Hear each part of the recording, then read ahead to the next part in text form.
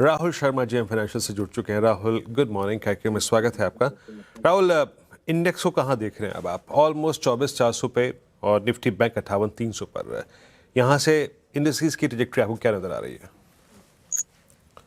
जी, आप देखिए वीरेंद्र जी, जो हिसाब से हमने निफ्टी को 24,000 का लेवल सस्टेन करते देखा है पिछले 2 वीक में, एशियन मार्केट्स में वीकनेस है उसके बावजूद हमने सस्टेन किया है और अब फॉलो अप बाइंग भी मार्केट के अंदर देखने को मिल रही है। तो फिलहाल जो व्यू है शॉर्ट टर्म के लिए व्यू पॉजिटिव है। हमें लगता है कि इस वीक में 24,550 24,600 तक के लेवल्स टेस्ट होते हुए दिख सकते हैं निफ्टी में।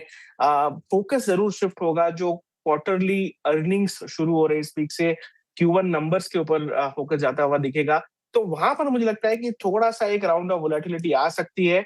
बट ओवरऑल अगर थोड़ा पिक्चर को ज़ूम आउट करके देखें, तो मेरे हिसाब से बाय ऑन डिप मार्केट है ये। अगर रिजल्ट के चलते कोई वोलेटिलिटी आती भी है इस महीने में, तो मेरे हिसाब से वो बाइंग अपॉर्चुनिटी रहेगा। और अगर आपका 3 से 4 महीने का व्यू है, तो हमें लगता है कि जो ओवरऑल स्ट्रक्चर मार्केट का है क्वालिटी वाइज बहुत ही इंप्रूव होता हुआ दिख रहा है। और आने वाले समय में हमें लगता है कि निफ्टी का जो प्रीवियस ऑल टाइम हाई था, वो भी हमें ईयर एंड तक कहीं ना कहीं निकलता हुआ दिखेगा। तो अगले 3 से 4 महीने के लिए व्यू काफी पॉजिटिव है। शॉर्ट टर्म में यस थोड़ी बहुत वोलेटिलिटी रिजल्ट्स की वजह से आते हुए दिख सकती है।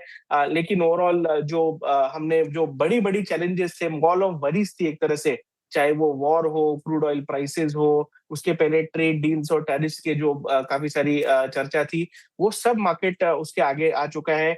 मॉनसून जो है वो पिकअप हो चुकी है और कहीं ना कहीं जो फर्स्ट वीक ऑफ अगस्त में मीट होगी उसमें भी आई थिंक रेट कट की संभावना है, जो हिसाब से मॉनसून और क्रूड ऑयल प्राइसेस के जो भाव है वो नीचे की तरफ है। तो ओवरऑल कंस्ट्रक्टिव अप्रोच रखिए मार्केट में, बाय और डिप की रणनीति रखिए। और as a sector I think इस मार्केट में हमें फार्मा में बहुत मजबूत तेजी देखने को मिल रही है। बैंक्स खास करके जो जो ओवरऑल फाइनेंशियल स्पेस है, बीएफएसआई स्पेस है, उसमें कहीं ना कहीं जब से रिकवरी शुरू हुई है काफी अच्छी लीडरशिप रही है। और हमें लगता है कि आने वाले समय में भी यहाँ पर अच्छे जो सेटअप्स है वो बनते हुए दिखेंगे। बिल्कुल। Rahul ji, good morning. तो स्टॉक स्पेसिफिक आइडियाज कहाँ पर होंगे आपके इस समय?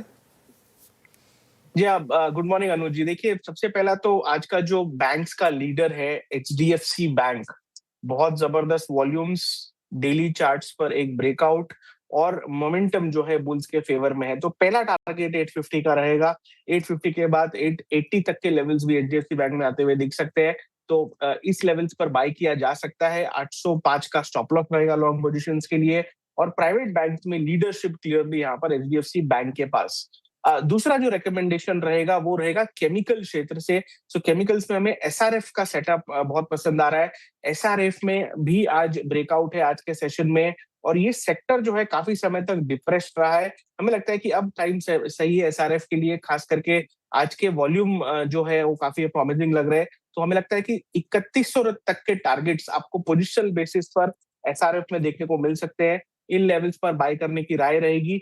2730 का स्टॉप लॉस रहेगा लॉन्ग पोजीशंस के लिए। और दोनों एचडीएफसी बैंक और एसआरएफ पोजिशनल ट्रेड्स है, दोनों हमें लगता है कि अपने अपने सेक्टर्स में लीड करते हुए दिख सकते हैं।